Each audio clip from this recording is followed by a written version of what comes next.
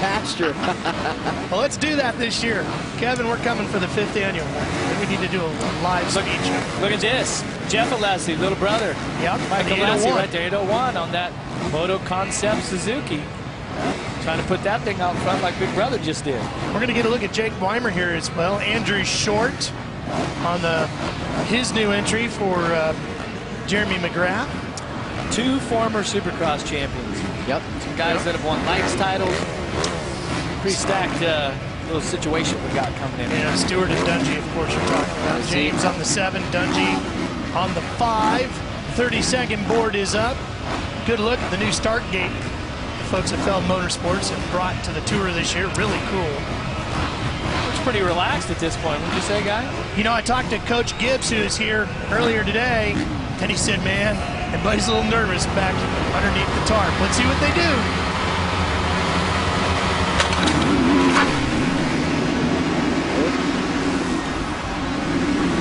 James did not get a great start, but Dungey did. He got the Nuclear Cowboys whole shot, and Metcalf gets an even better one on the Suzuki number 24. Look at that Andrew Short in there on the new ride. Short riding for Jeremy McGrath on that number 29 Honda. Dungey's on the KTM, the Red Bull back number 5 in orange. Short going right after him, and Ivan Tedesco's back there in the Hardin Huntington number 9, the green Kawasaki. There goes Short's got the inside line here. Andrew's not afraid to get in there and mix it up either. No, he's not. He ain't scared to ride a white bike. I've said it many a times, and he wants to come out here and show these guys he's got what it takes to be a contender.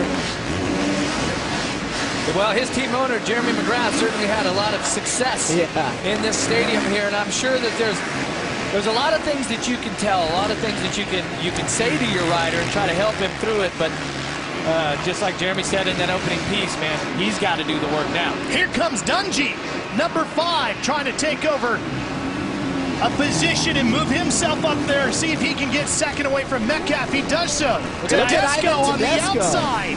Here he comes. He's gonna, ooh, Metcalf, what a brave move, stays in it. And Stewart is right behind them. There he is in the blue colors on the Yamaha. I'm telling you guys, this section, that whole first turn area till you get right here, that is just funky. One rider on the 83 having some issues. That's Partridge. Yep. James tries to cut inside of Tedesco. That's going to give him, I think, 4th. He's now up 2.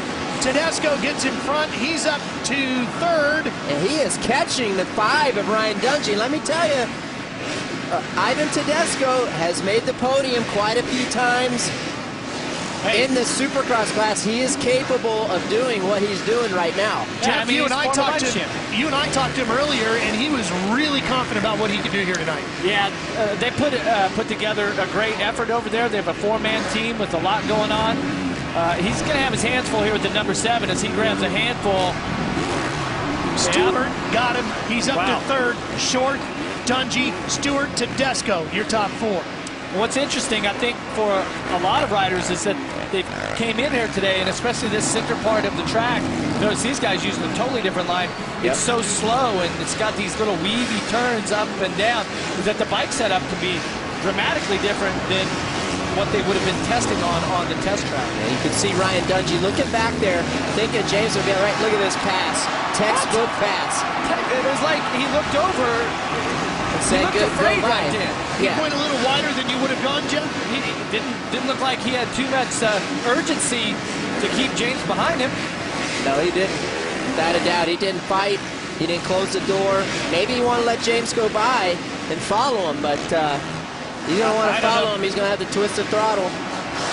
You're not a believer in letting anybody by you. No, you obviously never raced with me. Yeah. I did. You were. No, but I know what Ricky was talking about, maybe letting the guy by and follow his line a little bit. Yeah. But Jeff is saying, don't waste it, just never give up a position no matter what. Once the guy went by, he said bye-bye. Yeah. So I never picked up on anything, I don't think. No, I mean, great effort. Stewart, man, he's starting to lay it down here. Let's see what sort of lap times. Remember, Villapoto just went out in Heat 1 and matched his fast lap time for qualifying. Track maybe quicker now, Ricky, or no? No, I think the track might be a little bit slower now, guys, because what's happening is these ruts are getting deeper. are getting, you know, really rough. Yeah, it's going to get a little choppy as they come. Yes. Now watch as Stewart here, if he gets in a line, now he got a smooth line right there, but if you get in those deeper ruts, the rear suspension has got so much, here's the pass. Well, and we talked about that Short can make things difficult on a guy. Dungey just let Stewart by. Let's see what Short does here. He might not be so easy to go. He pushed him pretty wide there. Yeah, James has got his number right here. He's gonna wait his time. He's either probably gonna tuck under after the finish line here to pass him, if I had to guess. This is a really good section where you can kind of rest and get a good breath, and then say, okay, now here's where we can open it up. Look at Ryan Dungey kind of creeping back in there, but James is getting held up by the 29. James is really good at staying low in the corners and staying out of the rough, deep ruts, and that is key, especially in main events, because you're still able to hook the jumps and make them with ease. Like watch right here. Yeah, but you can go back to Phoenix a couple years ago. Phoenix a couple years ago went out of that whoop section where him and Chad Reed got together. He was cutting down early. You can do that at this time of night, but later on in the main. Here it is, right there. That was the move that's going to set it up here in the corner. Look at that. Oh, and Andrew comes fighting back. Oh, he can't hold the line. He tried to get those tires to stick on the Honda, but he just drifted a little wide. Boy, Andrew got the crowd here in Anaheim on their feet when he came charging back. Now let's see if they can hang with James, or James is going to start to lay down some times. Well, last time around, Stewart went a 101.6. That time around was a 101.6 again, so right there at the fastest pace of Villapoto. Yeah, you're going to see a fast lap right here from Mr. Stewart. Yeah, but you know what I'm noticing, guys, is they have to be really patient here tonight. This isn't one of those tracks where you just let it all hang out and you've got this ultimate speed. See how they're landing on top there? That takes so much strength to stop, get on the brakes, hold yourself forward. Oh! You're watching the live shot on the right and the replay on the left as James almost came off. This is where he took the lead on your left. Yeah, watch on the left. Watch this wheel tap. That's what he did on the last lap of qualifying to set the fastest time, and it's going to put him right there at that 101.6 again. We've seen that foot come off where he passed Andrew Short, and that's how fast things can turn around in this sport. You gotta be precise. We got to see if Dungey can get around Andrew Short, because I'll tell you what, Aaron, Andrew Short is really running well here in this heat. He's running extremely well, you guys, and he must be extremely happy about that, because when I spoke with him earlier this afternoon, he said he's only been riding since November, and he's been riding really slow, making a comeback from his injury. If you recall, it was his elbows and his wrist that he broke, and he said it's only about 75% back healthy. His elbows are the tough part, and you can only imagine in this cold temperature tonight, they're starting to ache. So what a run right now for Andrew Short. Yeah, that was pretty bad injury. When you have two arms broke like that, I've been there before. Yeah, you was going to say, you know all about that, don't you? Yeah. And the one thing I'm noticing, see how Dungey, he's always a little nice in this situation. Stewart was really aggressive, took a couple risks. Now he's out front. And I'm going to correct myself. Villapoto had that 1 minute flat, 0.4. 1 minute, 0.4. Stewart has only done a 101.6. Now he's had a clean lap here, a chance to kind of rest. He should be coming past the finish line right quick. We'll see if he gets down to the 1 minute flat. Yeah, what was it? 1 minute, 0.338 that Villapoto ran. Yeah. All right, let's see. Here comes Dungey. Can he get around Short? Yeah, see, he's a little light there. And this has always been his nature. You know, I don't know that he'll change. People trust him racing. Yeah, he's not going to push the issue. He's going to wait for the timing to come. And he might come right here. Crowd getting on their feet again. See if he can come back to the other side, try something new. See, Short's going to go on the inside. See if he gets the drive, if he can get through that rut, over it clean up. Square him up here. Ooh, nice, little nice. Oh, got him there.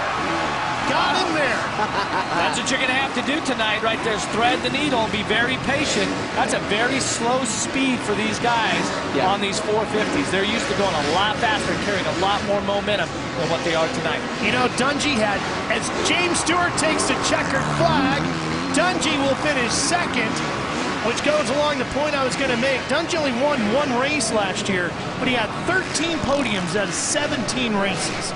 That's the consistency that almost won him back-to-back championships. Don't forget the Joe Gibbs team won the season opener here in Anaheim a few years back with Josh Grant, who, by the way, along with his teammate Kyle Chisholm, both got Jeff Ward's new team into the main event straight through this heat race as well. So Wardy's team's going to the main, and so is the king of Supercross, Jeremy McGrath. James getting his headset on, and we're going to take a quick commercial break. We'll let you get that towel there, James, and a drink of water, and we'll be right back. Talk to you in just a minute, okay? All right, man. I'd say it. Welcome back to Anaheim, California, here at Angel Stadium. Here's the results out of Heat 2. Kevin Windham's going straight to the main, so is Brett Metcalf. He'll take the factory Suzuki over there. Jake Weimer and Ivan Tedesco going as well on their Kawasaki's. All right, let's check with the man who won Heat number 2, James Stewart. James, a nice debut for you on your new Joe Gibbs racing machine. How'd you feel about the bike? The bike was good. I mean, it's been so long since I raced, I almost forgot how to do it. So I was I didn't really get a good jump off the gate. I spun on that plastic a little bit, but it was awesome. The Pirelli tires is awesome. They was hooking up, and Joe Gibbs, Yamaha, Toyota. Looking forward to the main event. Just got to stay out of trouble. It's hard to pass, as you can see. I had Andrew was running awesome, and it was tough to get around them. James, is the track deteriorating a lot, lap after lap, or is it staying pretty consistent? You think it'd be good for the main? Yeah, it's gonna be rough. Yeah, it's probably one of the roughest Anaheims I've ever seen. You know, and it's one-lined, so you know you got 20 guys going in the same line, so it's really tough, and it's really hard to try to switch those lines up. But I think it's gonna be one of those nights you got to get aggressive. Right. Well, good luck, man. Thanks, guys. Yep. All right, James. We'll see you a little later on. He's anxious to get back in the cars. These guys anxious to get back in the throttle, like Justin Brayton on that number 10, because he fully expected to be in the main event, and he got knocked out of that heat race. I think all of us up here, Jeff, you too. I mean,